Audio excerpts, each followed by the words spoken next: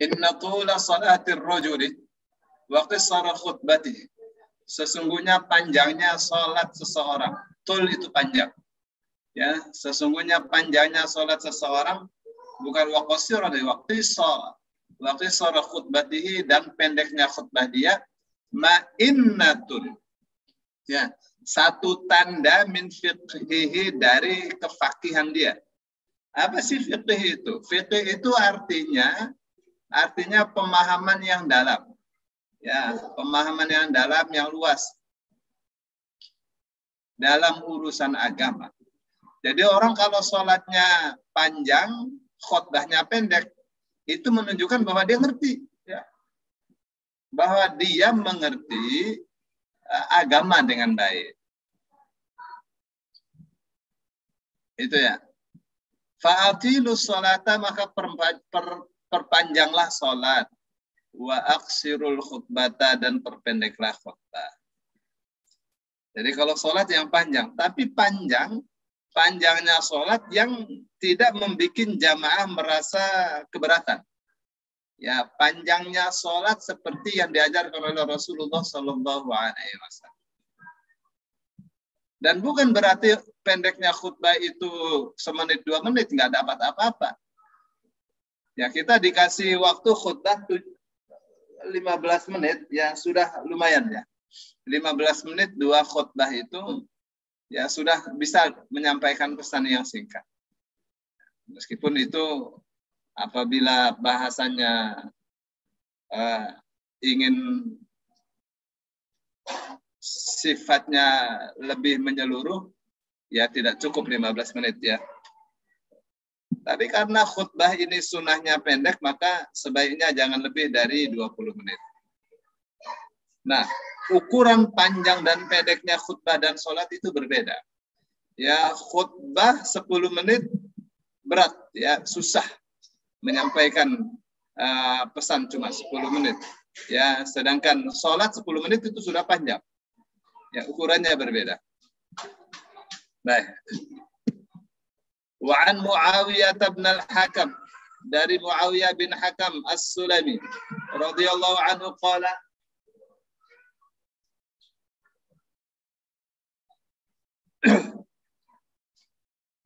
baina ana usalli, ketika kami sedang salat ma Rasulillah sallallahu alaihi wasallam. Ukurannya di mana?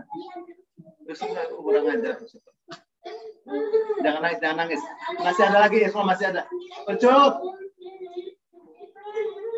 Sini sama Pak. Ya, ukurannya diambil mana? Sini diambil ukurannya. Masih sama Bapak. Saya ambil ukuran lebih.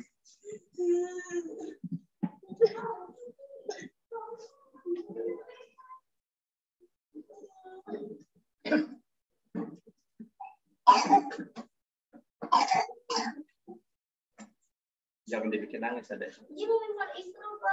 Hah? Lempar ikan begini. Ini dikasihkan. Senang aja sama kakak.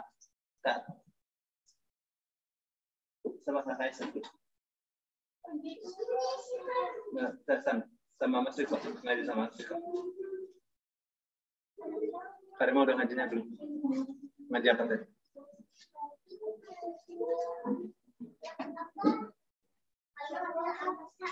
Wah, bahasa lagi. Takbir. Ya udah sana. Kemarin diajarin ngaji. Wa an Muawiyah bin al-Hakam As-Sulami, dari Muawiyah bin Hakam As-Sulami radhiyallahu anhu, ia mengatakan, radhiyallahu anhu, semoga Allah meridhoinya, qala, ia mengatakan, baina ana, ketika aku usolli salat ma'a Rasulillah, bersama Rasulullah, idh atasa, tiba-tiba atasa bersin, rajulun, seseorang, minal qaumi, dari kaum. Faqultu, lalu aku katakan, yarhamukallah, semoga Allah merahmatimu. Ya, lagi sholat ada orang bersin, dia berdoa, yarhamukallah. Ya. Faramanil qaum bi absarihim. Maka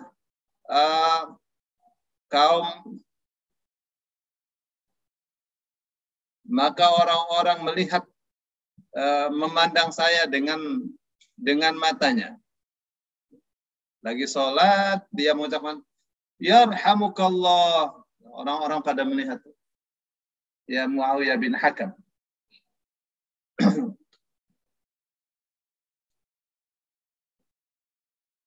Fakultu, lalu katakan, wa thukla ummiya, ma sya'nukum tanzuruna ilayya. Wa thukla ummiya itu bahasa kitanya buset dah. Wa thukla ummiya. Ya. Wa thukla ummiya. Terjemahan harfiahnya, duhai aku kehilangan ibu, duhai ibuku mati deh. Anaknya dilihat oleh orang banyak. Ya, bahasa kata buset deh. Masya nukum tanzuruna ilaih. Kenapa kalian pada memandang saya? Faja'alu yadribuna baidihim ala afwadihim. Lalu mereka memukul dengan tangan mereka ke paha mereka sendiri. Ya, memandang, tapi mereka begitu. Ya, Muawiyah bin Hakam mengatakan, aduh buset deh, kenapa kalian lihat saya seperti itu ya? Jadi mereka memukul paha mereka sendiri. Falamma ra'aitum yusammitunani, maka ketika aku melihat mereka berusaha untuk mendiamkan saya, lakinni sakattu. Ya. Maksud kok lakinni? Mestinya fa'ana sakattu, maka saya berhenti. Ya, diam. Tidak bicara. Falamma shalla, maka ketika selesai salat Rasulullah sallallahu alaihi wasallam, fabi abi huwa wa ummi, maka demi ayahku dan ibuku. Ini karena masih masih jahiliyah. Maksudnya belum lama masuk Islam. Ya. Fabi abi huwa wa ummi itu istilah sungguh, ya. Sungguh. Ma ra'aitu mu'alliman qablahu wala ba'dahu. Tidaklah aku melihat seorang pengajar sebelumnya dan setelah Rasulullah ahsana ta'liman minhu, yang lebih baik pengajarannya daripada dia. Wallahi ma kaharani wala darabani, maka demi Allah tidaklah Rasul sallallahu alaihi wasallam marah atau memukul saya, wala syatamani, dan tidak pula beliau menyalahkan saya atau menghina saya. Qala, beliau mengatakan, inna hadhihi salata la yasluhu fiha syai'un min kalamin nas. Sesungguhnya salat ini tidak boleh di dalamnya ada sedikit pun obrolan atau dialog, ya. Ya, kalau kamu ada orang bersin terus kamu mengucapkan yarhamukallah, itu enggak boleh itu, ya. Di luar salat boleh. Ya. Innama huwa tasbihu. Ya, innama huwa, tidak lain dan tidak bukan, huwa, apa yang di dalam salat itu isinya adalah tasbih wa takbir wa qiraatul Quran. Atau kama qala Rasulullah sallallahu alaihi wasallam. Ya, dalam salat itu isinya tasbih, takbir, bacaan Al-Quran, atau seperti yang Rasul sallallahu alaihi wasallam. Qultu, lalu saya katakan kepada Rasulullah, ya Rasulullah, inni hadithu ahdin bijahiliyatin. Ya Rasulullah, saya ini baru saja, belum lama jahiliyah saya. Ya. Ya. Wa qad jaa Allahu bil Islam. Lalu Allah datang dengan Islam. Wa inna maksudnya Saya ini masuk Islam belum lama. Ya. Saya masuk Islam belum lama. Sebelum ini ya jahiliyah.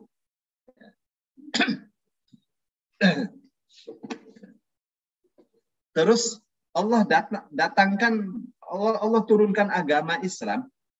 Ya. Wa inna minna rijalan ya'tunal kuhan. Dan sesungguhnya di antara kita ada orang-orang yang selalu datang kepada dukun. Qala Rasul mengatakan fala ta'tihim. Ya, kamu jangan datang kepada dukun ya. Qultu wa minna rijalun yatatayyarun. Dan di antara kita adalah orang-orang yang selalu melakukan tatayyur. Tatayyur itu asal dari kata tayr, burung. Ada burung ke kiri, dibuka jendela ada burung ke kiri. Waduh. Wah, nggak jadi deh bisnisnya hari ini. Nggak jadi keluarnya hari ini. Ya itu tuh. Ada burung hantu ya malam-malam bunyi. Wah, nah, siapa nih yang bakalnya mati besok? Ya. Ada ayam jago sore-sore kukuruyuk. Wah, anak siapa nih yang hamil di luar nikah? Ya. Wah, itu tatayur tuh, nggak boleh begitu. Ya, mata kanan kedutan. Wah, ini besok nih akan ada bahaya apa? Mata kiri kedutan. Waduh, akan dapat rezeki apa?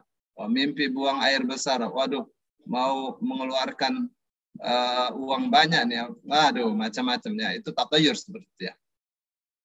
Qala Rasul sallallahu alaihi wasallam mengatakan dzaka syai'un yajidunahu fi suduri.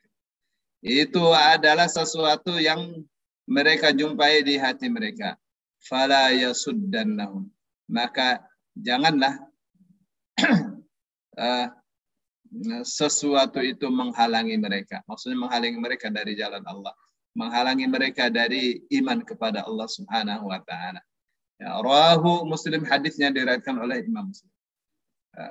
Bapak Ibu yang dimuliakan Allah, ini di hadis ini ya Imam Nawawi paparkan kepada kita di awal ayat tentang ud'u ila sabili rabbika bil hikmati wal mau'izatil hasanati wajadilhum billati hi ahsan.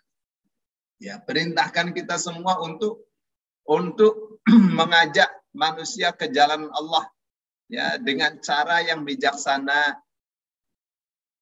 dengan nasihat yang baik, dan kalau berdiskusi, kalau berdebat dengan cara yang lebih baik. Terus setelah itu menuturkan beberapa hadis, antara lain adalah hadis Ammar bin Yasir. Ya, bahwa Rasul sallallahu alaihi wasallam bersabda, "Inna tula salatir rajuli wa qisara khutbatihi ma'innatun min fiqhihi." Ya. Panjangnya salat seseorang, pendeknya khutbah seseorang itu adalah tanda bahwa dia mengerti agama ini dengan baik.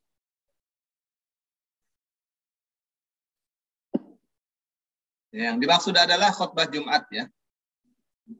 Ya, salat Jumat kan ada dua khutbah ya. Nah, Rasul Shallallahu Alaihi Wasallam katakan begitu ya. Ya, meskipun ini terlihatnya untuk salat Jumat, tapi itu umum ya untuk setiap khutbah. Ya, khutbah Id, khutbah saat khutbah untuk sholat gerhana. Ya. Jadi pesannya apa itu? Pesannya khutbah itu jangan panjang-panjang. Ya. Semakin pendek semakin baik. Kenapa? Karena kalau khutbahnya panjang itu akan membuat bosan. Terus kalau terlalu panjang itu tidak semua bisa diserap. Ya, karena kata-kata kalau panjang itu akan yang di awal-awal terkadang terhapus oleh yang terkemudian ya. Yang di awal-awal disampaikan itu terlupakan. Itu ya. Nah, sebaliknya kalau khutbahnya pendek terus bisa diserap, bisa dicerna. Orang Arab mengatakan mahdum. Mahdum itu bisa dicerna. Ya. Khutbahnya pendek. Bisa dicerna. Bisa difaham. Oh, itu akan bermanfaat ya.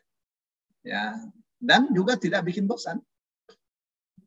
Ya, ini khutbahnya setengah jam lebih, waduh ya berat. Nah, yang dimaksud sholat yang panjang itu ya seperti sholatnya Rasul Shallallahu Alaihi Wasallam. Ya, tidak terlalu panjang lah. Kalau Rasul Shallallahu Alaihi Wasallam sholat Jumat membacakan surah Al-Jumu'ah sama surah Al-Munafiqun 10 menit lah itu. 10 menit. Tapi kalau baca surah Al-A'la sama Al-Ghasyiyah ya kurang dari 10 menit. Itu kebiasaan Rasul Shallallahu Alaihi Wasallam sholat Jumat, ya surah yang dibacanya. Ya, jadi bukan panjang, maksudnya panjang sekali enggak. Kenapa? Karena Rasul Shallallahu Alaihi Wasallam mengingkari, ya mengingkari itu maksudnya tidak suka dengan kasusnya Mu'adz yang sholat Isya bersama kaumnya sampai panjang sekali.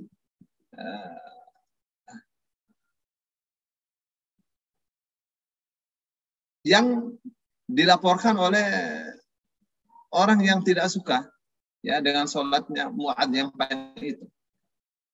Tahu kan kisahnya? Ya. Mu'adz sholatnya panjang, jadi orang ini dia sholat sendirian.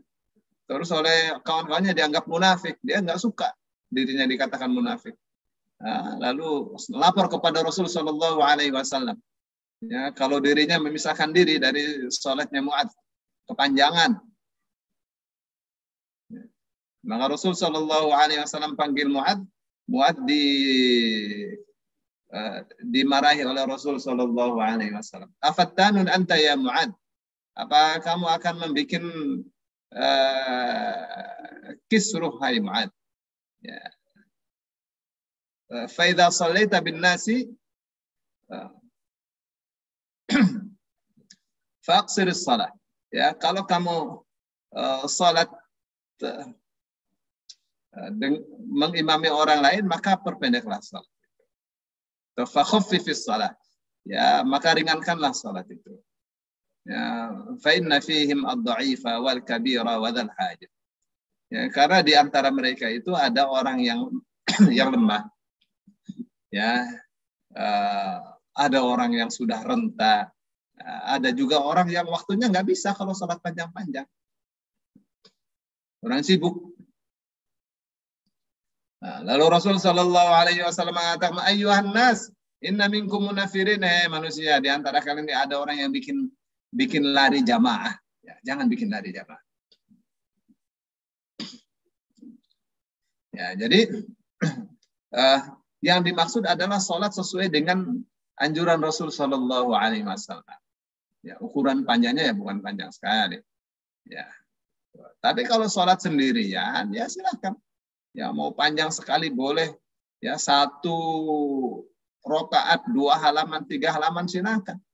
Tapi kalau sholat bersama jamaah ya nggak bisa. Ya. Baik. Kemudian hadis Muawiyah bin Hakam radhiyallahu anhu. Ya ini dia satu ketika sholat bersama Rasul Shallallahu Alaihi Wasallam. Kemudian ada orang yang bersin, ya bersin. Istilah atasa itu bersin sambil mengucapkan alhamdulillah. Ya, orang yang bersin mengucapkan alhamdulillah. Lalu Muawiyah mendoakan ya yarhamukallah. Ya. Kenapa? Karena setahu dia kalau ada orang bersin mengucapkan alhamdulillah, kita diperintah untuk mendoakan. Ya, kita diperintah. Maka perintah itu wajib. Maka dia katakan ya rahamukallah. Padahal dia sedang sholat. Ya, itu yang tidak boleh. Di luar sholat kita lagi baca Quran, kita berhenti, kita doakan ya rahamukallah. Ya. Kenapa? Karena di dalam sholat itu tidak boleh ada kata-kata di luar sholat. Ya. Rasul katakan innamas sholatu hiya tasbih wa takbiru wa qiraatul Quran. Ya. sikap para sahabat yang sudah memahaminya, memahami bahwa tidak boleh ada kata-kata di luar sholat, mereka memandang gitu. Lagi sholat itu pada menoleh ke arah dia. Tapi karena Muawiyah ini baru masuk Islam, ya, dia katakan, wah buset daripada lihat saya, pada lihat gue istilahnya, ya. Pada lihat saya ada apa nih? Ya. Kenapa kalian melihat saya seperti itu? Begitu sudah selesai, lalu mereka memukul paha mereka. Maksudnya, diam, kamu jangan ngomong. Ya. Nah, setelah sholat, Rasul Shallallahu Alaihi Wasallam panggil dia. Ya. Dipanggil oleh Rasul Shallallahu Alaihi Wasallam. Dinasihati oleh beliau. Apa katanya? Sholat itu ya, tidak boleh ada kata-kata di luar sholat. Sholat itu sudah ada pakemnya sendiri. Isinya tasbih, takbir, baca Quran. Ya. Ini apa nih? Kenapa ini dibawakan di sini? Ini Imam Nawawi ingin angkat satu contoh, ya, bahwa nasihat itu tidak perlu panjang-panjang. Ya, terkadang seorang ibu ya nasihati anaknya panjang sekali. Kalau marah sampai berjam-jam itu nggak boleh. Ya, marah sebentar terus nasihati yang baik. Karena itu akan membekas sekali di hati anak. Ya, jangan lama-lama marah itu sebentar saja, kasihan anak. Jangan sampai rusak mental anak.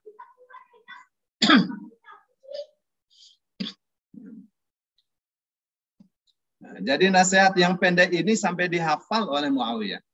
Ya, nasihatnya itu sampai kepada kita. Ya, nasihatnya sampai kepada kita. Apa? Inna hadhihi salata la tasluh fiha syai'un min kalamin nas. Ya, fa inna fiha at-tasbih wa takbir wa tahmid wa qiraatul Quran. Ya, itu nasihatnya. Itu yang pertama, ya. Yang kedua, ini adalah dalil yang menunjukkan bahwa boleh saat sholat orang menoleh kalau itu dibutuhkan, ya, untuk kemaslahatan. Ya. Tapi tetap yang afdol tidak menoleh, tetap pandangan di arah sujud, ya, karena Rasul Shallallahu Alaihi Wasallam saat sholat pandangannya tidak bergeming dari tempat sujud. Ya. Kecuali saat tasyahud. Ya, saat tasyahud, maka pandangannya ke tangannya yang bertasyahud itu. Ya.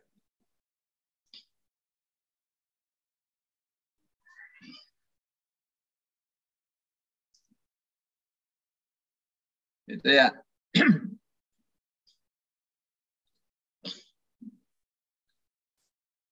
Terus satu gerakan sedikit di dalam sholat itu tidak membahayakan. Maksudnya tidak membatalkan sholat. Sahabat-sahabat yang memukul tangannya ke pahanya mereka sendiri itu tidak diingkari oleh Rasulullah Shallallahu Alaihi Wasallam. Ya, itu menunjukkan bahwa itu tidak membatalkan. Ya, kalau membatalkan pasti Rasul Shallallahu Alaihi Wasallam kasih tahu bahwa itu tidak boleh. Ya. Nah, ada ya kata-kata di luar sholat yang dibolehkan. Apa itu? Ketika imam keliru misalnya. Ketika imam keliru dalam gerakan sholat misalnya, mestinya duduk berdiri, ya, kita ucapkan subhanallah itu boleh. Ya, karena itu diatur. Ya. Bagi perempuan menepuk tangan. Tepuk tangan, ya. Seperti itu. Itu boleh. Terus di dalam hadis tadi juga ada petunjuk bahwa berbicara di luar sholat, pembicaraan di luar sholat, di dalam sholat, itu tidak boleh. Dan itu membatalkan sholat. Ya, ngobrol membatalkan sholat. Ya. Kecuali orang yang sholat itu bodoh. Ya, dia tidak tahu, dia tidak ngerti. Ya, atau lupa, atau lalai. Ya. Seperti misalnya ada orang mengucapkan Assalamualaikum. Ya, kita lagi sholat duha sebenarnya. Waalaikumsalam. Ya, lupa kita kalau lagi sholat. Itu nggak apa namanya lupa. Nah, ada orang, kita lagi sholat duha, ada orang ketuk pintu. Silakan masuk. Ya, lupa kalau kita sedang sholat. Ya, nggak apa-apa karena lupa. Ya, sholatnya tidak batal. Kenapa? Karena Allah Subhanahu wa Ta'ala tidak menghukum orang yang lupa atau lalai atau bodoh, nggak tahu dia, nggak ngerti. La yu'akhidhukumullahu billaghwi fi aymanikum, walakin yu'akhidhukum bima kasabat qulubukum. Ya, Allah tidak menghukum kalian dengan sumpah yang tidak disengaja. Tapi yang Allah hukum itu kalau sumpahnya memang disengaja. Nah, hadis tadi juga menunjukkan bahwa bagaimana Rasul Shallallahu Alaihi Wasallam mengajar dengan cara yang sangat baik, ya, mengajar dengan lembut. Ya, ini suri toladan kita ya, mengajar itu jangan kasar. Nah, ya lembutnya namanya orang ajar. Ya, ini ajar bahasa Arab nih kakek-kakek, nenek-nenek ya pada Masya Allah. Nggak ngira belajar baru sebulan udah pada bisa baca tulisan gundul ya, luar biasa. Tapi ada nih ya yang disuruh A bacanya E, disuruh U dibacanya A. Waduh, ini ya namanya juga belajar bahasa orang lain ya. Baik. Terus orang yang jahil, orang yang bodoh, dia datang untuk mempelajari agama Islam, itu harus dinasehati. Ya, maksudnya dilihat, ya, diberikan kepadanya nasihat yang cocok. Jadi orang yang datang ya secara tawadhu ingin diajari. Tapi kalau orangnya ingin menentang, wah ini luar biasa ya, menghina Rasulullah Shallallahu Alaihi Wasallam. Lagi diskusi, waduh, menghina lagi, kasih tahu. Ya. Suruh ngaca dirinya seperti apa. Ya, masing-masing ada caranya ya.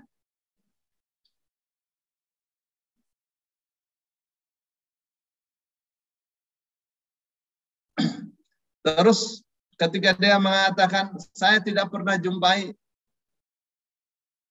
sebelum Rasulullah dan setelahnya seorang yang paling halus, paling bagus, paling lembut dalam memberikan nasihat. Ya, itu menunjukkan apa? Menunjukkan bahwa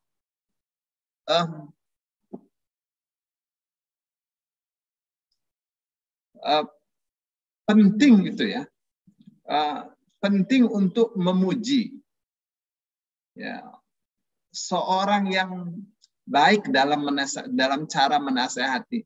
Nasihatnya baik, caranya baik, ngajarnya baik, caranya baik. Ya, itu pentingnya diberitahu kepada orang lain. Oh bagus loh di IMK pengajiannya seperti penting itu untuk disebarkan. Untuk apa? Untuk mendorong kawan-kawan mengikuti pelajaran. Untuk mendorong kawan-kawan atau ustadz-ustadz mengikuti cara ngajar yang baik. Misal aja ya. Misal. Terus dalam alur hadis itu ya, ada diisyaratkan ya bahwa Muawiyah itu mengadukan kepada Rasulullah SAW. Dia kasih tahu bahwa dirinya itu belum lama jahiliyah. Ya. Oleh karenanya masuk Islam itu masih baru saja, belum lama. Dia tidak mengerti Islam. Ya, baru mengerti sedikit. Ya. Untuk apa? Untuk menjelaskan keadaan dirinya. Ya, keadaan dirinya sebelum masuk Islam dan setelah masuk Islam. Dan untuk untuk menceritakan keberuntungannya dia masuk Islam. Ya, waktu di zaman jahiliyah, ya dia tidak mengerti mana baik, mana buruk, mana ma'ruf, mana mungkar waktu jahiliyah. Ya. Jadi yang diikuti adalah adat kebiasaan saja. Terus dia katakan, alhamdulillah saya sekarang sudah masuk Islam. Ya, sudah mengerti mana yang hak, mana yang batil. Lalu dia katakan, ya Rasulullah, di antara kita waktu jahiliyah itu ada orang yang rajin sekali datang ke dukun. Apa kata Rasulullah? Fala ta'tihim, kamu jangan datang kepada dukun. Lihat. Nasihatnya cuma 2 kata saja, fala ta'tihim. Maka kamu jangan datang kepada mereka, kepada dukun-dukun itu. Ya. Kenapa? Ya, dukun ya. Dukun itu kalau kita datang kepada dukun bertanya tentang sesuatu, maka tobat kita di sholat kita, sedekah kita 40 hari 40 malam hanya untuk menebus dosa kita bertanya kepada dukun saja. Ya. Rasul sallallahu alaihi wasallam bersabda, "Man ata kahinan fasalahu an syai'in hujibat anhu taubatu 40 lailatan. Fa in saddaqahu bima qala kafara." Siapa yang datang kepada dukun lalu dia bertanya sesuatu, maka dihalangi tobatnya itu 40 hari 40 malam. Maksudnya kalau dia sholatnya hanya untuk menebus dosa itu aja. 40 hari 40 malam. Fa in saddaqahu bima qala kafara. Maka apabila ia membenarkan apa yang dikatakan oleh dukun itu, kafara, maka ia telah kafir. Ya.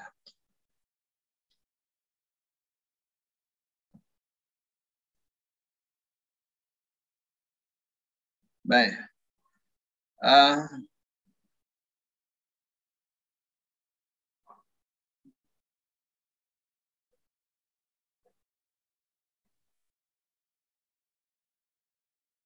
Orang datang kepada dukun itu ada 3 macam ya.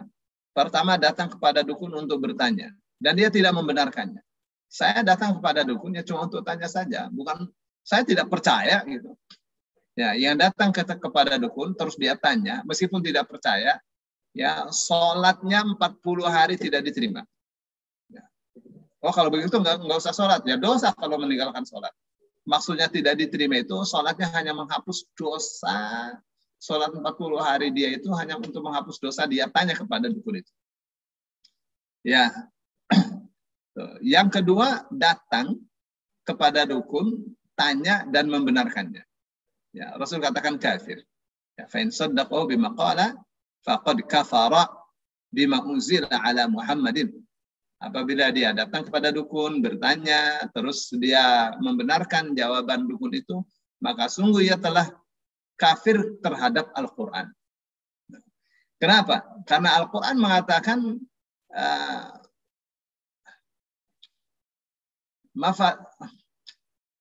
Inna Allah 'indahu 'ilmus sa'ah wa yunazzilul ghaitha wa ya'lamu ma fil arham wa ma tadri nafsun madza taksibu ghadan wa ma tadri nafsun bi ayyi ardin tamut.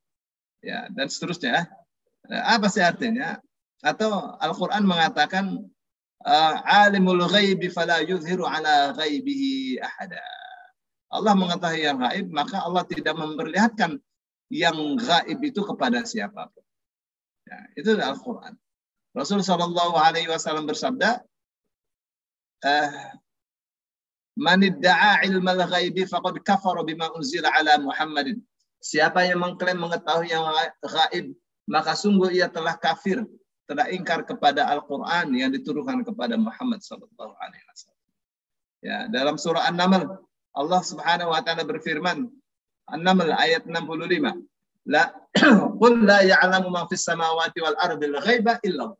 Katakanlah hai Muhammad, tidaklah mengetahui yang gaib siapapun yang ada di langit, yang ada di bumi kecuali Allah. Tidak ada yang mengetahui yang gaib. Baik orang-orang yang baik makhluk yang di langit, yang di bumi. Nggak ada yang tahu. Illallah, kecuali Allah. Ya, dukun. Ya. Terus yang ketiga, orang datang kepada dukun untuk bertanya dan untuk mendustakannya. Ya, datang untuk mengujinya. Ya, misal, dan ini pernah yang Rasul Shallallahu Alaihi Wasallam lakukannya kepada Ibnu Sayyad tentang apa yang disembunyikan oleh Rasul Shallallahu Alaihi Wasallam. Rasul Shallallahu Alaihi Wasallam datang kepada Ibnu Sayyad, dia katakan, coba saya bawa apa? Katanya kamu mengetahui yang gaib.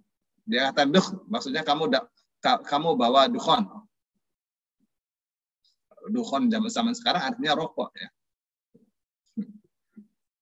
Rasul Shallallahu Alaihi Wasallam katakan, ikhsa, falan ta'du qadrak. Ya, ikhsa, celakalah kamu. Ya, maka kamu tidak akan bisa melewati kadarmu. Kadar manusia itu ya manusia itu bodoh. Nah, jadi kalau datang kepada dukun untuk bertanya dan untuk mendustakannya, untuk membongkar aibnya, boleh. Ya. Terus tentang tatayur, ya saya sudah jelaskan ya. Itu yang menyebabkan masyarakat berkhurafat ya dengan tatayur. Rasul sallallahu alaihi wasallam katakan, "Hadza syai'un yajidunahu fi sudurihim, fala yasuddannahum."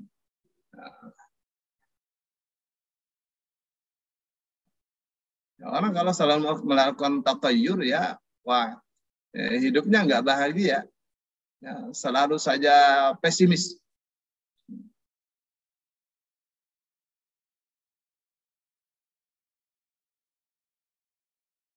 Ya, seperti misalnya adat Arab ya, mereka mengatakan kalau nikah di bulan Syawal, oh pasti sengsara deh. Ya, jangan orang Arab dulu ya. Jangan nikah di bulan Syawal. Oh, pasti sengsara.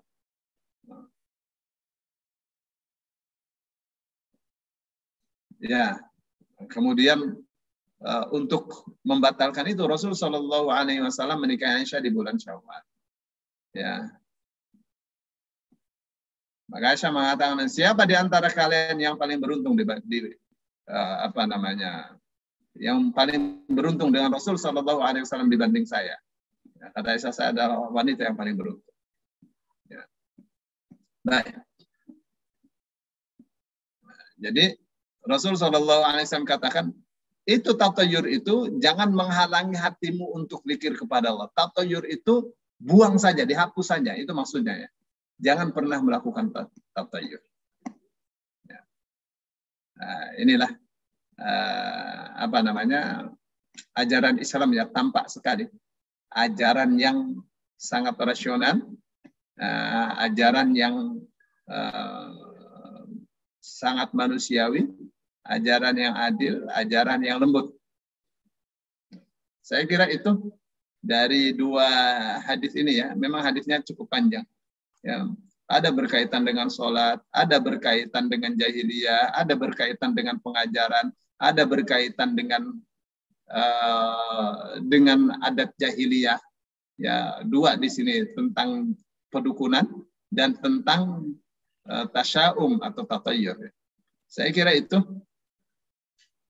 Ya, terima kasih banyak. Bapak Ibu, yuk kita tanya jawab terkait dengan materi yang barusan disampaikan. Assalamualaikum warahmatullahi wabarakatuh. Waalaikumsalam warahmatullahi wabarakatuh. Ini Ustadz, masalah ucapan pada waktu sholat itu yang sering kita dengar itu pada saat imam membaca surat Al-A'la itu kan di akhirnya kan Inna ilaina iyabahum thumma inna alaina hisabahum. Itu kan Musa ya. Suhuf Ibrahim wa Musa. Suhuf Ibrahim wa Musa itu kan sering jamaah itu ada yang alaihi salam gitu ya. Nah itu kadang-kadang kita bingung juga mengingatkan karena Pak Imam juga tidak mengingatkan gitu, sehingga kita juga nggak enak gitu mengingatkan. Terus juga ada bacaan surat apa, surat At-Tin itu ya gitu. Juga ada juga yang menjawab kadang-kadang pihak kamil hakimin itu wana ala dzalika minasyahidin. Ya. Ini ya kalau yang untuk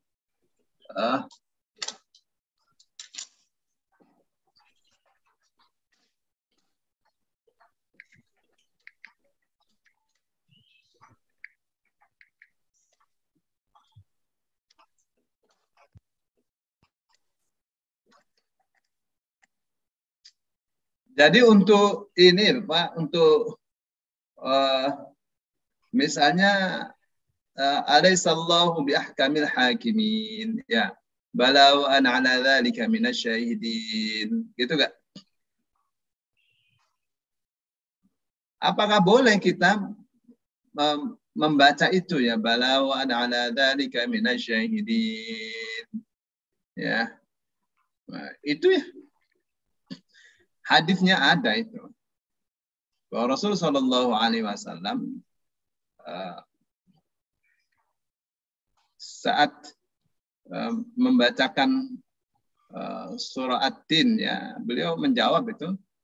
Ya, beberapa hadis ada ya, misalnya apabila Rasul Shallallahu Alaihi Wasallam membacakan ayat-ayat tentang neraka, maka Rasul Shallallahu Alaihi Wasallam mengulang-ulanginya. Dan beliau berdoa kepada Allah, ya Allah jauhkanlah saya dari neraka. Ya.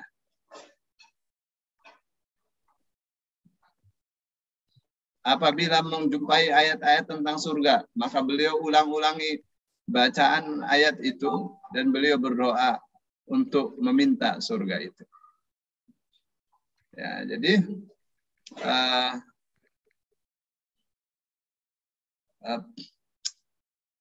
itu namanya respon dengan Al-Quran, ya.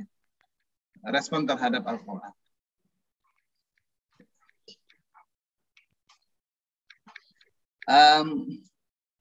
Tentang alaihissallahu biahkamil hakimin. Bukankah Allah adalah hakim yang seadil-adilnya? Ya, ini ada hadis marfu, ya, dengan dari Abu Hurairah radhiyallahu anhu. Apa katanya? Faidza qara ahadukum wat-tini waz-zaitun fa ata ala akhiriha alaihissallahu biahkamil hakimin.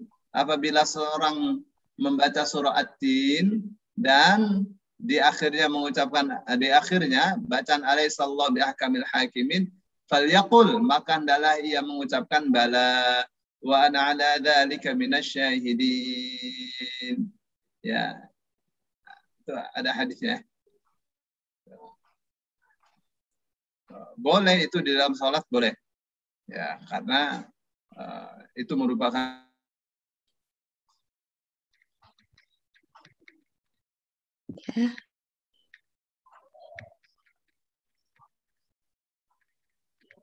terpental ya ini. Iya. Terkait surat Al-A'la tadi Pak Ustadz, pada saat ayat terakhir tadi kadang-kadang makmum juga ikut Al-Musa. Lagi mau dijawab sepertinya, tapi terpental. Ustadz belum selesai jawab pertanyaannya. Pertanyaan Pak Pur sudah mental. Sabar. Tunggu ya. Tapi saya baru tahu kalau itu surat At-Tin tadi ada hadisnya, itu baru tahu begini. Doanya apa tadi tuh? Saya dulu sering mengucapkan itu waktu masih kecil itu. Tapi akhir-akhir ini nggak tahu kenapa nggak salah gitu. Ternyata benar gitu. Iya. Nanti biar Ustadz diulang aja sama Ustadz nanti.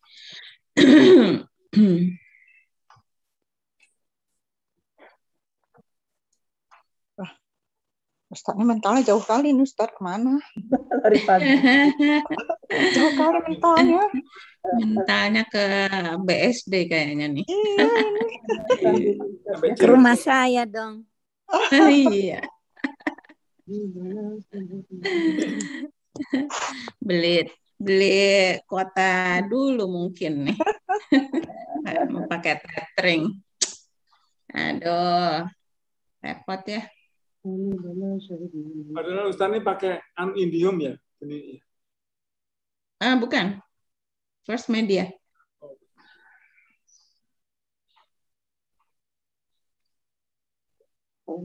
Sudah pernah nyoba pakai Indium. Tapi perlu ditanyakan juga nih tetangganya, apakah seperti itu juga?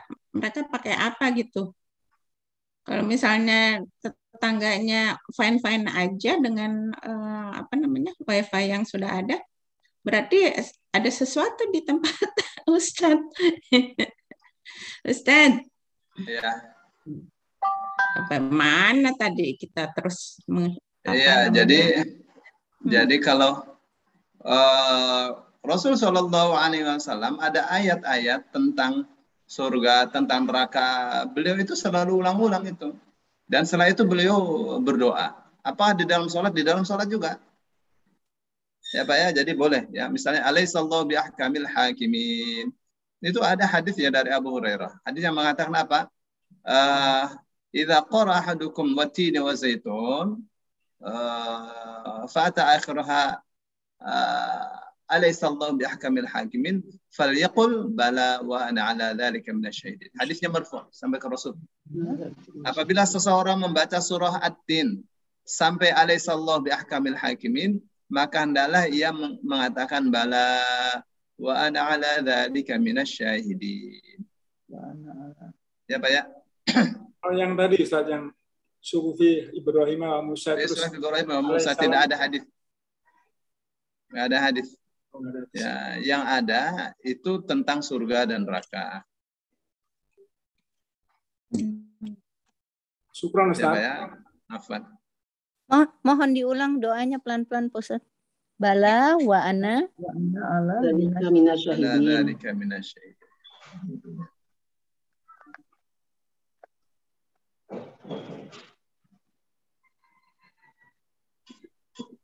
tambahin ya Ustaz.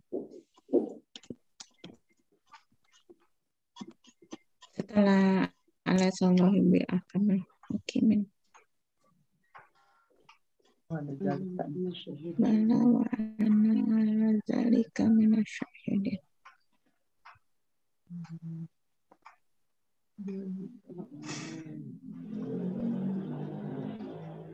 Ini besar kan?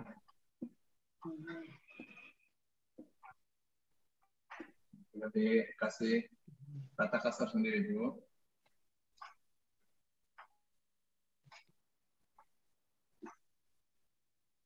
Lihat ini. Bala wa ana ala dzalika minasyahidin.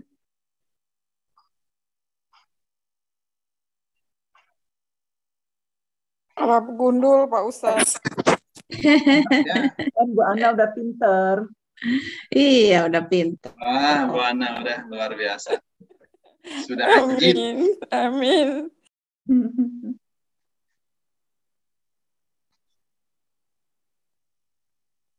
Sudah ini? Sudah Ustaz. Ya, silakan. Yang mau tanya lagi? Jika ada pertanyaan lain? Sambung saja Ustaz. Ya, silakan. Assalamualaikum Pak Ustaz. Bentar dulu, Ibu Ismi. Pak Edi dulu. Pak Edi dulu ya. Nyambung saja. Saya punya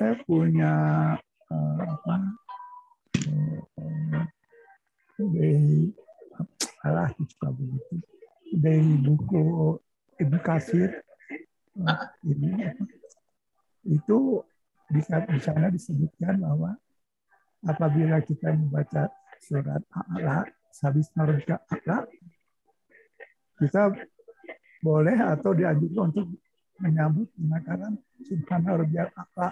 Justru itu kita disarankan untuk menyambut kalimat dari surat A'la tersebut, Ustaz. Jadi pada waktu bila imam bilang subhanallah sabisnallah, kita dianjurkan untuk menyambut dengan subhanallah. Bagaimana Ustaz itu?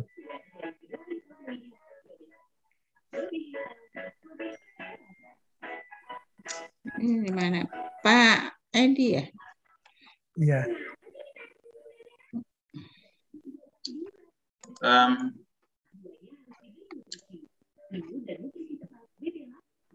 Untuk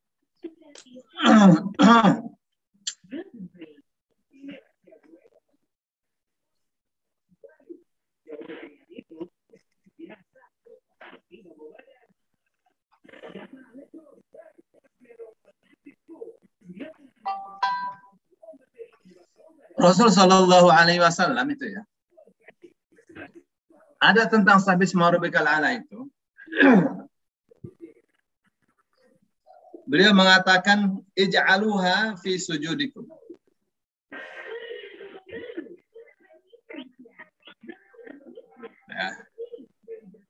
Ya, Ibnu Abbas memang ada dari Ibnu Abbas ya. Ibnu Abbas mengatakan bahwa Rasulullah Shallallahu Alaihi Wasallam apabila membaca Sabbihisma rabbikal a'la, beliau membaca Subhana rabbiyal a'la.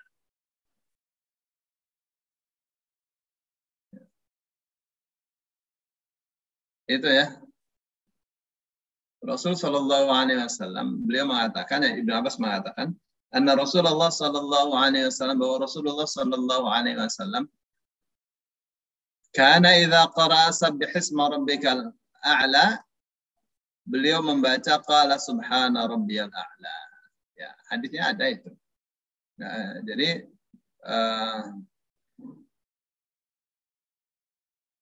apabila membaca misalnya la uqsimu biyaumil qiyamah, terus di akhirnya alaysa dzalika biqadirin ala an yuhyiyal mauta, terus Rasul menjawab subhanaka bala, atau bala subhanak, ya, subhanaka bala, ya, responnya untuk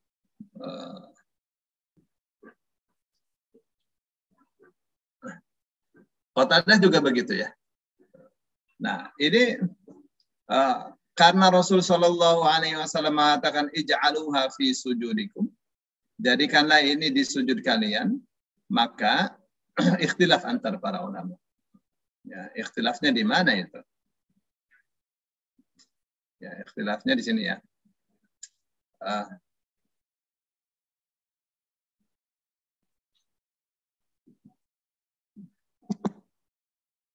Enggak mau.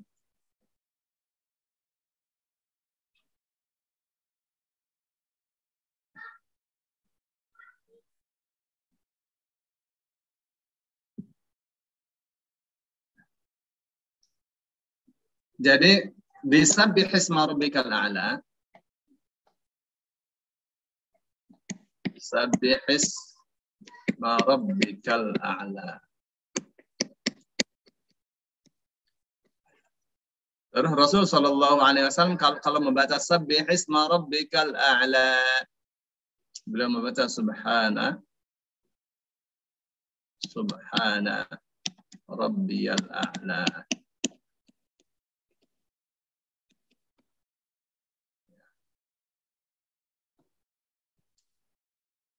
Hadisnya ada beberapa ya, dari Qatadah, dari Ibnu Abbas.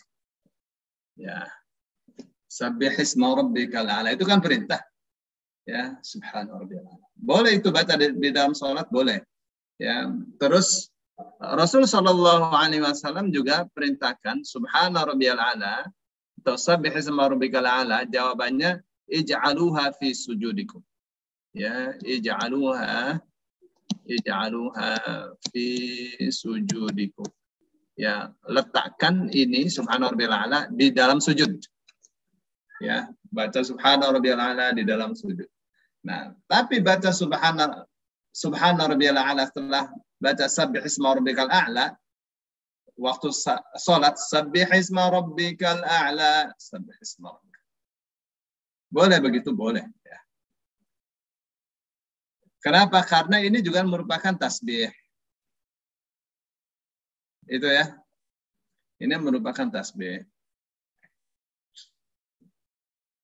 Dan ini dicontohkan oleh Rasulullah Sallallahu Alaihi Wasallam.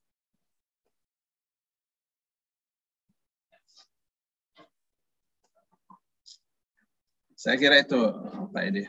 Satu lagi Ustaz. Silakan. Sering juga saya temui di waktu sholat itu berjamaah itu, ketika imam membaca waladhdallin itu ada yang baca tidak langsung amin, tapi Robbik fili wali walidaya amin. Itu bagaimana Ustaz? Ya.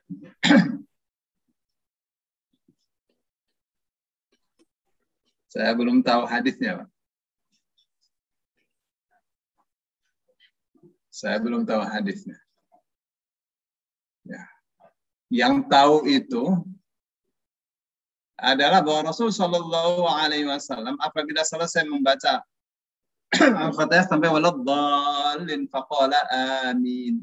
Itu enggak ada Robbik firli. Ya, andaikan ada saya akan kasih tahu. Ya, tapi saya belum jumpai. Belum jumpai. Jadi karena kita mau ikut Rasul Shallallahu Alaihi Wasallam, kita mau yang ada dasarnya, ya Pak.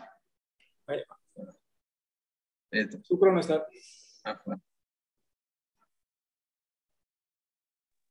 Assalamualaikum Ustaz. Assalamualaikum warahmatullahi wabarakatuh. Warahmatullahi wabarakatuh. Silakan Bu Ismi. Ya, Pak Ustadz tadi sehubungan dengan tadi yang dibahas Ustadz tentang kita tidak boleh bertanya pada dukun gitu ya Ustadz. Kebetulan saya punya 3 anak. Anak saya ini 3-tiganya intuisinya tajam. Ya, yang terutama yang nomor 2 Ustadz. Dia bisa melihat hal yang goib gitu ya. Jadi dia suka bilang tuh di atas tangga tuh ada yang berdiri gitu ya. Nah, saya tuh kadang-kadang suka takut juga nih Ustadz.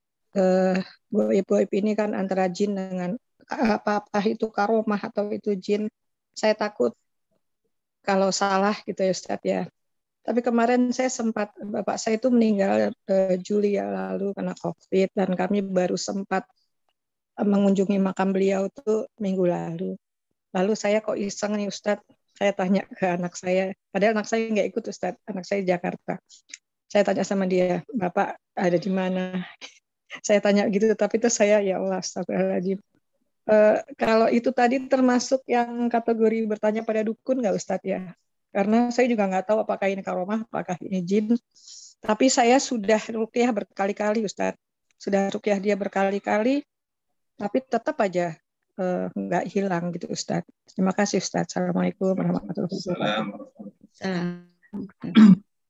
Saya ada ya, ponakan satu ketika dia katakan, tuh ada orang turun, rambutnya panjang apa segala. Saya bilang kamu bohong. Ya. Jangan pernah dipercaya. Sebab kalau dipercaya, nanti setannya akan bisik-bisik terus. Itu karena dibisik-bisik setan terus. Terkadang ruqyah tidak cukup. Dianya harus punya kemauan ya untuk memperbaiki diri. Banyak-banyak sujud, banyak-banyak zikir. Ya, bisikan-bisikan setan itu. Ya. Karena apa? Rasul Shallallahu Alaihi Wasallam mengatakan, "Manidda'a ilmal ghaibi." Siapa yang mengklaim mengetahui yang gaib, faqad kafara, maka sungguh ia telah kafir bima unzila ala Muhammadin, terhadap Al-Quran yang diturunkan kepada Nabi Muhammad SAW. Ya. Saya bohongkan dia seperti itu, ya sembuh dia.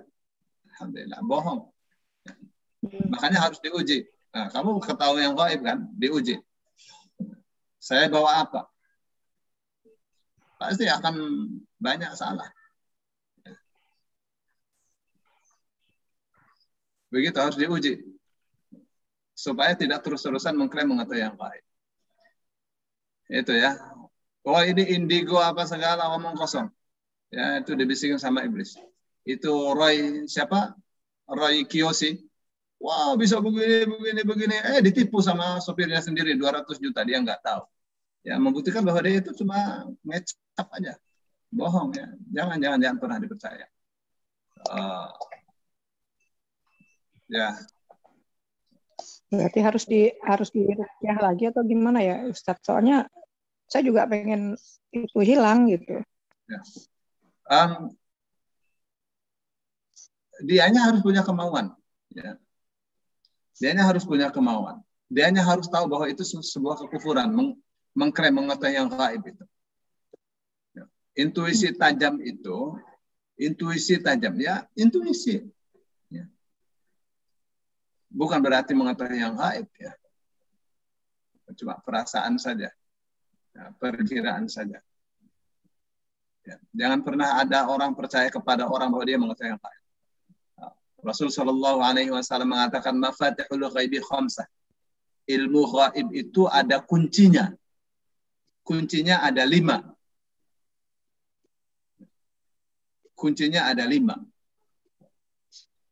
La ya'lamuhunna illallah. Ya. Tidak dapat mengetahui yang 5 ini kecuali Allah saja. Pertama, innallaha indahu ilmus sa'ah. Sesungguhnya Allah dialah yang satu-satunya mengetahui tentang kiamat. Kapan kiamat, kapan terjadi, dan seterusnya. Allah saja yang tahu. Jadi kalau ada ustaz mengatakan, ini hadisnya, kapan bulan Ramadan jatuh, tanggal 17 Ramadan, itu pas malam Jumat, maka akan terjadi sesuatu yang besar. Bumi ini akan ditabrak oleh Nibiru, planet Nibiru, apa segala. Itu omong kosong itu. Ya, Ustadz, tapi ini LCMA, mau LCMA, doktor, profesor, dia telah menentang hadis Rasul Shallallahu Alaihi Wasallam. Kufur dia saat itu. Kan terkenal itu. Ustadz-ustadznya terkenal. Yang ini, waduh, Ustadz akhir zaman disebutnya. Ya, kufur dia saat itu. Tapi hadisnya begitu, pemahaman ente yang nggak benar. Allah saja mengetahui kapan kiamat. Bisa dia katakan, setelah dikonfirmasi, Ustaz, kalau tidak terjadi, alhamdulillah. Kalau tidak terjadi, apaan begitu? Ya, menurut saya sangat buruk sekali. Ya. Tapi ini muridnya ini. Meskipun dia muridnya siapa, ya, tapi dia nggak benar. Ya. Terus, wa yunazzilul ghaitha. Dan hanya Allah saja yang bisa menurunkan hujan. Oh, ini mau menikah, hadirkan pawang hujan apa segala. Ini orang itu apaan? Mau menikahkan anaknya, panggil 12 pawang hujan.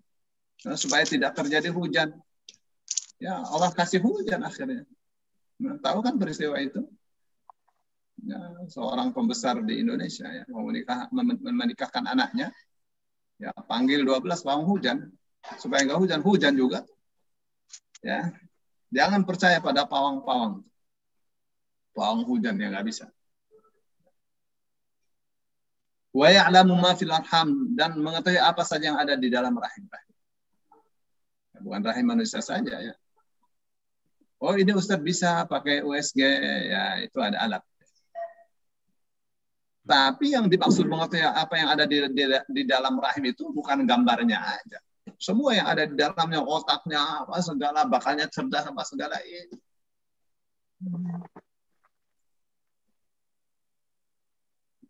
Tidak sederhana ilmu ini. Kalau dia mengetahui yang gaib, tahu nggak ruhnya dia sendiri? Nggak pernah lihat ruhnya sendiri kan?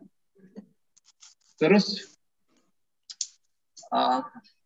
wa ma tadri nafsum madza taksibu ghadan.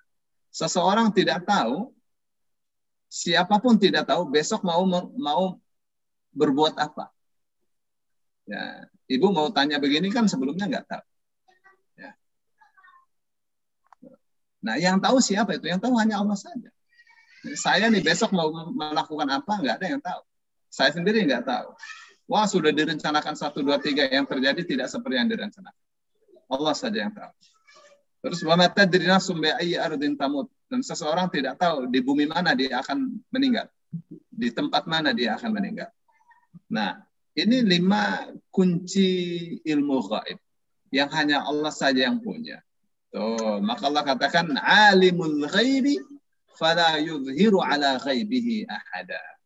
Allah mengetahui yang gaib, maka ia tidak menampakkan yang gaibnya itu kepada siapapun. Illa man irtada mir rasulin fa innahu yasluku min baini yadayhi wa min khalfihi rasada.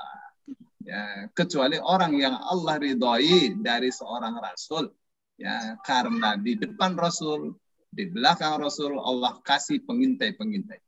Ya. Allah kasih malaikat-malaikat yang memperlihatkannya. Rasul apa yang terjadi di belakangnya Rasul tahu. Melihat, diperlihatkan oleh Allah Subhanahu wa taala. Dan itu bagian dari wahyu. Itu ya, manusia biasa enggak? Saya kira itu ya. Makasih Pak Ustadz. Sama-sama. Jadi mesti diuji. Boleh didatangkan ke saya ya, saya uji. Supaya dia sadar bahwa dia itu tidak tahu yang gaib. Ya, kitanya jangan bertanya kepada dia. Kita tanya jadi kufur dia. Kita. Ya, nggak boleh. Jadikan contoh saja Roy Kiyoshi itu. Waduh, kalau bicara oh ini sudah 4 tahun, sudah 6 tahun, wow, dipercaya iya, udah. Kamu ini pasti mengalami gagal cinta, wah, semua ngomong. Ya. Terus iya benar, iya banget, benar banget. Dia sendiri ditipu oleh sopirnya, dia nggak tahu. Ya, dipermalukan itu sebenarnya. Ya, saya kira itu, Bapak Ibu ada lagi? Ustaz, saya mau tanya. Silakan Bu Elisa. Cucu saya tuh baru 4 tahun, Ustaz. Tapi dia suka dia bilang gitu, ada yang di luar gitu, lihat mau masuk ke dalam.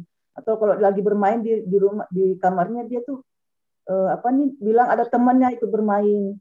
Atau dia suka bilang sama ibunya tuh ada rumah sana, ada anak kecil ikut bermain gitu. Itu gimana, Ustaz? Begini ya. Ibu tahu ceritanya khurafat itu? Khurafat itu nama orang itu. Oh ini khurafat itu nama orang itu. Jadi khurafat itu dia keluar, dia mau berburu. Ceritanya khurafat. Lalu ada kijang, dia panah, kena mati. Terus tiba-tiba dia ditangkap gitu oleh segerombolan orang. Wah, dia lihat macam-macam. Rupanya itu di alam jin.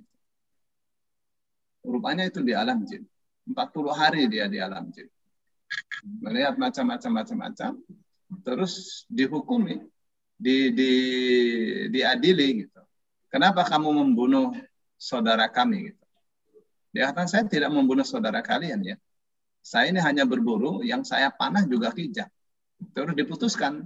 Siapa saja di antara bangsa jin yang menjelma menjadi apapun, lalu dia terbunuh karena dia menjelma, maka yang membunuhnya tidak terkena hukum.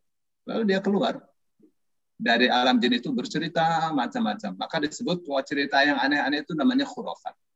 Khurafat itu nama orang. Nah, maksud saya begini, orang ya kapan dia melihat yang aneh-aneh, melihat misalnya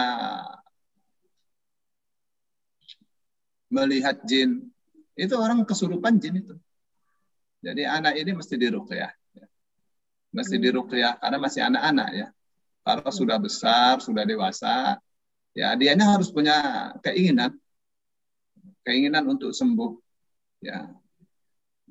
Keinginan untuk sembuh dari itu, karena itu pasti di alam dia istilahnya apa ya, entah jinnya yang memperlihatkan diri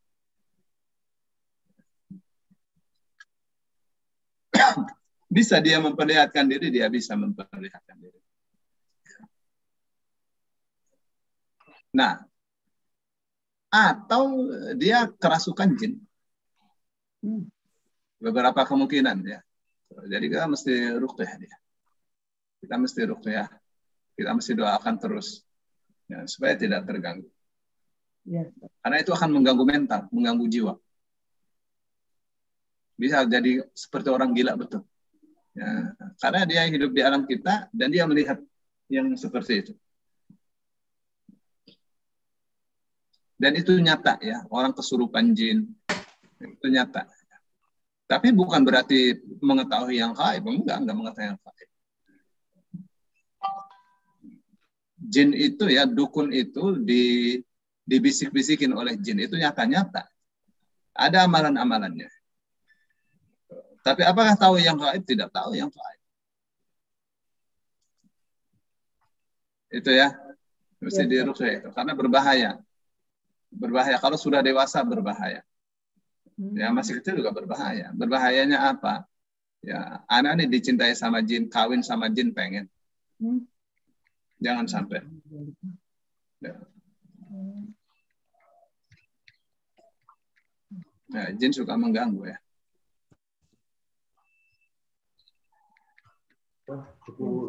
Hubungannya mana? Saya kira itu Ibu ya. Ya. Assalamualaikum Ustaz. Sedikit. Iya. Sehubungan dengan ruqyah tadi, Ustaz, ruqyah mana yang nggak boleh dilakukan itu, Ustaz? Saya pernah dengar bahwa ruqyah itu nggak boleh begitu. Terima kasih.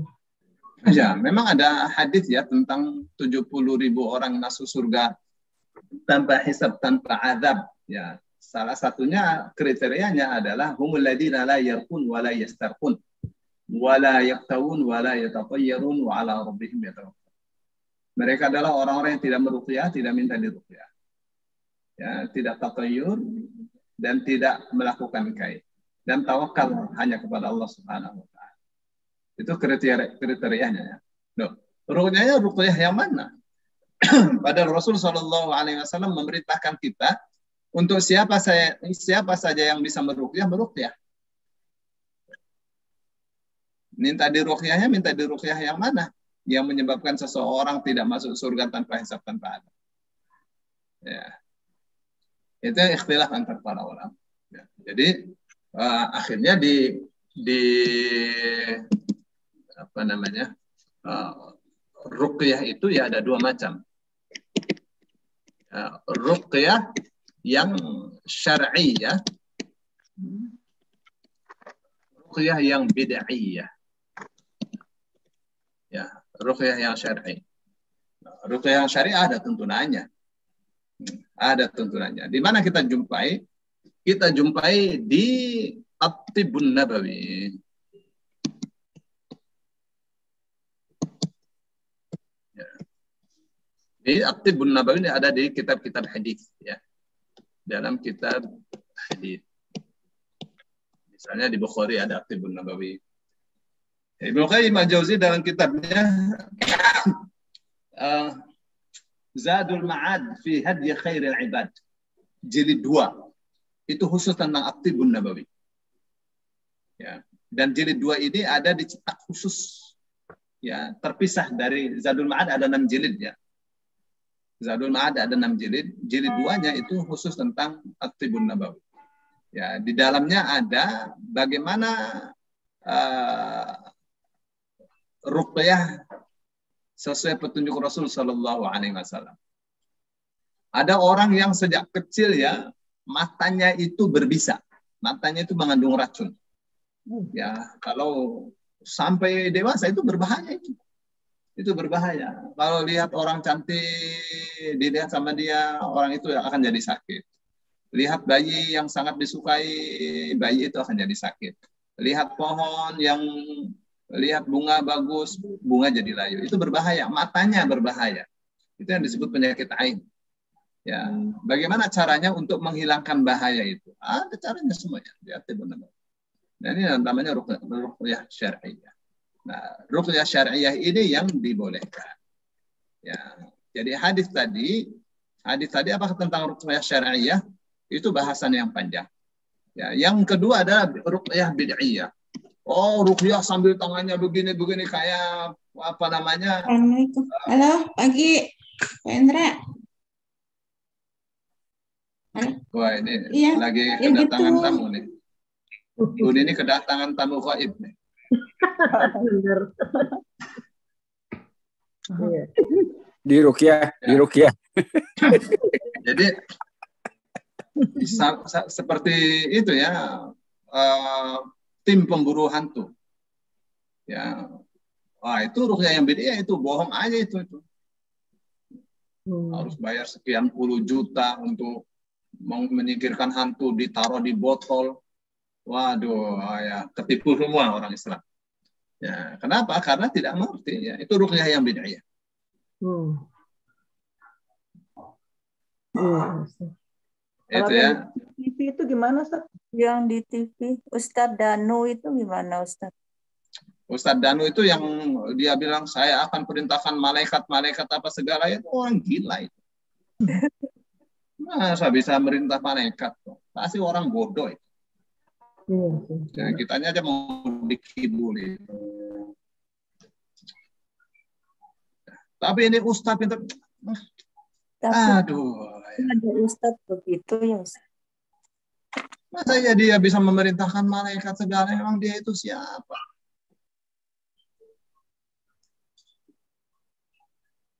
Ngaku bisa melihat jin, ya berarti kesurupan lah dia. Ya. Tidak ada yang mengingatkan, Ustadz. Ada lah. Ada. Malah dipakai di televisi, menyesatkan. Ya, televisi Di masjid ada itu rukiahnya. komersial. Ya. Makanya nih agama ini kan, suci ya. Jadi kita harus melihat agama ini dibawa oleh siapa? Dibawa oleh orang mengerti atau orang yang bodoh? Ya, Bu. Ya. Baik, Ustaz, terima kasih. Sama-sama. Bu Nini, ini udah jam 7, bentar lagi ya. Besok lagi to be continue. Dulu. Nanti kesini ya Bu Nini. Tuh, Bu Nini diajak tuh sama Maryam. Bu Nininya goib. Nininya goib. Lagi ada tamu. Oh, iya. Ada telepon. Kemarin tuh saya ganti keran dapur, tempat cuci piring. Terus bocor di bawah tuh. Padahal dari kerannya nggak bocor. Maryam. Sudah, Ustaz? Panas? Baik. Maaf ya tadi terbuka masih. Alhamdulillah kita dapat